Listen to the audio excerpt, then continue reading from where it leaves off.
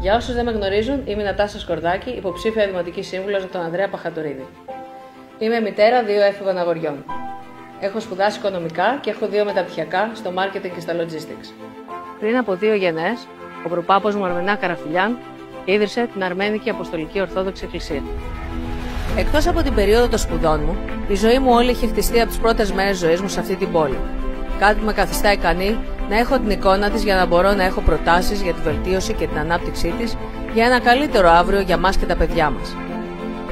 Το Περιστέρι για εμένα δεν είναι μόνο οι πλατείες, οι παιδικές χαρές και γενικά όλα τα έργα υποδομών που φυσικά διατηρούν τεράστιο κομμάτι στην καθημερινότητά μας. Το Περιστέρι είναι πάνω απ' όλα οι άνθρωποι που ζουν σε αυτή την πόλη, οι άνθρωποι που έρχονται να εργαστούν σε αυτή την πόλη, αλλά και να διασκεδάσουν. Ως επιχειρηματίας, επέλεξα το Περιστέρι να εγκαταστήσω την επιχείρησή μου για να στηρίξω την τοπική οικονομία. Ως εκλεγμένη Γενική Γραμματέας του Εμπορικού Συλλόγου Περιστερίου, μου δόθηκε ευκαιρία να ασχοληθώ με τα επιχειρηματικά ζητήματα της πόλης μας, όχι μόνο για την επιχείρησή μου, αλλά για όλες τις επιχειρήσεις της πόλης. Μιας πόλης που συνεχώς αναβαθμίζεται για να γίνει πιο φιλική προς τους κατοίκους της αλλά και στους επισκέπτες της.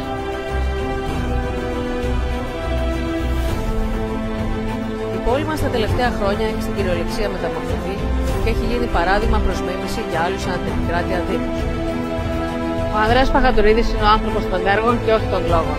Άλλωστε το έχει αποδείξει κατά τη διάρκεια της θητείας του όλα αυτά τα χρόνια. Ζητώ έναν από τους 4 σταυρούς σας. Για να πάμε μαζί μπροστά το Περιστέρι μας. Πάμε μπροστά, πάμε μαζί.